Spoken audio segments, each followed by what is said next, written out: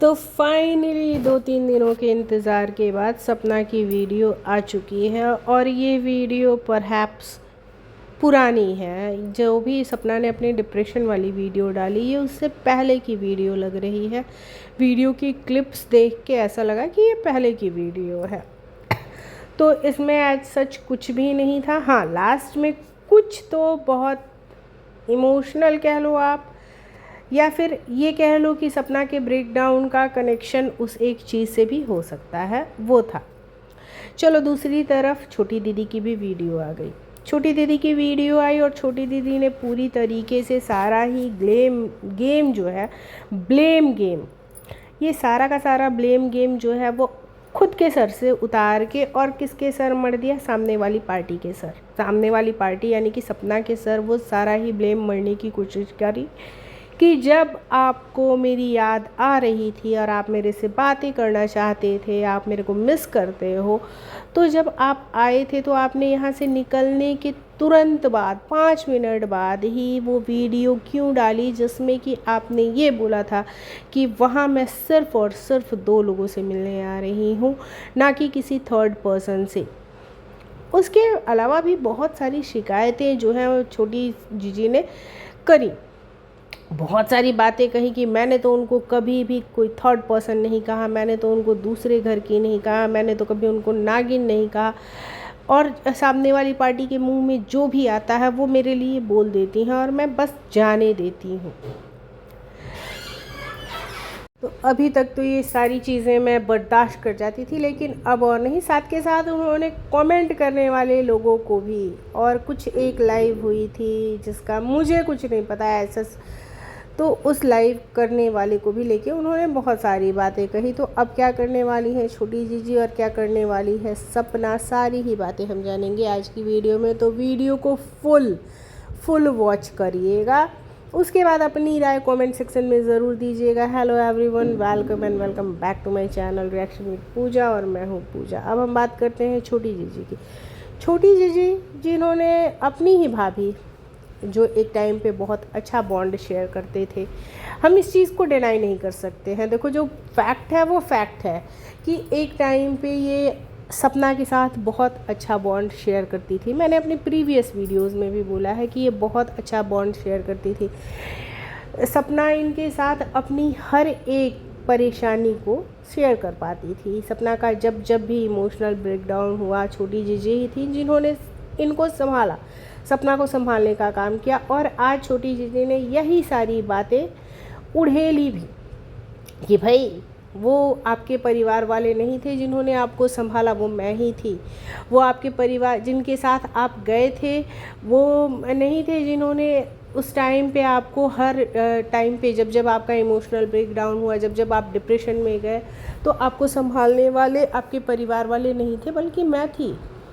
आज छोटी जीजी ने ये बातें भी कही, और छोटी जीजी का ये बातें कहना इसलिए भी बनता है क्योंकि कई बार को ना चीज़ें कुछ भी होती हैं, कमेंट करने वाले लोग सारी चीज़ें उठा के और छोटी जीजी पे ही उड़ेल देते हैं। ठीक है कि ऐसा छोटी जीजी ने किया, ऐसा छोटी जीजी, और छोटी जीजी के लिए बहुत सारी नेगेटिव कमेंट्स आते हैं, इसको भी हम डिनाई नहीं कर सकते हैं। छोटी जीजी के लिए बहुत बहुत बहुत ज़्यादा नेगेटिव कमेंट आते हैं, और मैं कमेंट करने वालों से यही बोलूँगी, देखो इतना पर्सनल होकर किसी को भी कमेंट करके आपको कुछ नहीं मिलेगा।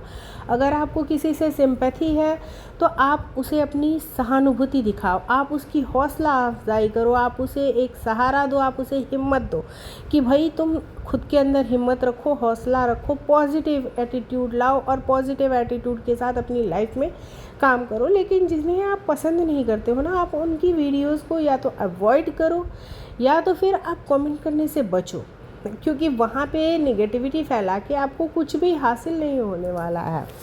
भले बच के आप थोड़ा सा अपना मेंटल पीस खुद का भी बचा सकते हो, लेकिन अब छोटी जीजी ने कमेंट करने वालों को आड़े हाथों लिया और कहा कि मैं एक सिंगल कमेंट अपने कमेंट सेक्शन से डिलीट नहीं करती, बिकॉज़ मुझे सब कमेंट वालों के ख़िलाफ़ लीगल एक्शन लेना है, सारे के आईपी एड्रेस ट्रैक होंगे।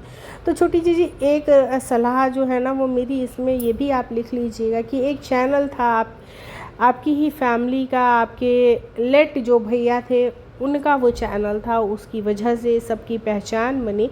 वो चैनल कहीं गुम हो गया, ना वो चैनल आपके पास रहा, ना वो आपकी भाभी के पास रहा। वो चैनल किसी तीसरे के हाथ में गया, और इतना बड़ा चैनल जिसकी बुनियाद आपके भाइयों ने रखी थी, जिस चैनल पे आपके भाइयों ने इतनी मेहनत करी थी, उस चैनल का कुछ पता ही नहीं चला कि उस चैनल को है से था किसने बनाया। तो उस चैनल के बारे में भी आप लोगों ने साइबर में एक कंप्लेन करी थी, कहीं ना कहीं सपना की तरफ से भी की गई थी, हम ये नहीं कहते थे। तो अगर सपना भी कुछ अगर फ्यूचर में साइबर में जाती है और इस तरीके के एक्शन लेने की बात सोचती है, तो उसके लिए भी ये बात है कि भाई तुम भी एक बार सपना ये बात करके देखना कि ये चैनल की जो डाटा जो खंगाला जा रहा है कि वो चैनल किसके हाथों में था, उस चैनल का क्या हुआ, वो सब कुछ पता चल पाए। और आप भी थोड़ा एक बार जब आप जाए ना कमेंट करने वालों की कंप्लेन करने, तो आप भी एक बार थोड़ा उस चैनल के बारे में भी पता करने की कोशिश कीजिएगा। जो भी लेटेस्ट अपडेट हो वो पब्लिक के साथ शेयर ज़रूर कीजिएगा। चलिए अब हम बात करते हैं अगेन उसी ब्लेम गेम पे, जिसमें इन्हें शिकायतें थी कि जब आप आई तो आपने, जब आप मुझे मिस कर रही थी तो आपने यहाँ से जाते से ही वो वीडियो क्यों डाली जिसमें आपने मुझे थर्ड पर्सन बोला था। तो एज अ ऑडियंस मेरा भी ये सवाल है कि जब वो आई तो आप भी तो कहीं ना कहीं उनको मिस करती होंगी, क्योंकि बॉन्ड दोनों का था। वो तो फिर भी झुक के उसने अपने आप को समझाया, चाहे बच्चों की खातिर ही, उसने अपने सेल्फ ईगो के साथ, सेल्फ एटीट्यूड के साथ उसने थोड़े से समझौते किए और वो चल के आई आपके डेहरी तक, आपके दरवाजे तक वो आई, आपसे मिली। आपने उसे बढ़ के गले क्यों नहीं लगाया छोटी जीजी? आप उसे गले लगाती, आप उसके गले लग के रो पड़ती, या फिर उसके गले लग के लड़ पड़ती कि भाभी तुमने ऐसा क्यों किया, भाभी मैंने ये तो नहीं किया था, भाभी तुमने ये भी क्यों कहा, भाभी तुमने वो भी क्यों कहा। सारी शिकायतें उसके सामने खोल के रख देती। ये होते हैं अपने अपने क्लोज़ वाले रिश्ते, जिनमें जब लड़ाइयाँ हो जाती हैं, जब दूरियाँ बढ़ जाती हैं, वो मिलते हैं ना, अगर उनके बीच में एक्चुअल प्यार होता है तो वो एक दूसरे से लड़ पड़ते हैं, वो एक दूसरे को देख के लिपट के रो पड़ते हैं और अपने सारे गिले शिकवे दूर कर देते हैं। हमें उम्मीद भी इसी चीज़ की थी कि जब सपना वहाँ गई है तो इस तरीके की चीज़ें अगर हो जाती, काश कि अगर हो जाती और सारे रिश्ते फिर से एक हो जाते। आपने कहा ना कि वो जो बुज़ुर्ग दंपत्ति हैं उन्होंने क्या खोया है, उन्होंने अपने जीवन की सबसे बड़ी दौलत खोई है। उनकी पूरी ही ज़िंदगी की पूंजी जो उनके बच्चे थे, उन्होंने उनको खोया है। उसके बाद उनके घर की बची खुची इज़्ज़त उन्होंने उसको खोया है। इसमें कोई डाउट नहीं है कि उनके घर की इज़्ज़त अब ऑन सोशल मीडिया बिल्कुल ही ख़राब हो चुकी है। उन्होंने उसको खोया है, क्योंकि एक अपने घर की इज़्ज़त बनाने में इंसान की पूरी तमाम उम्र निकल जाती है।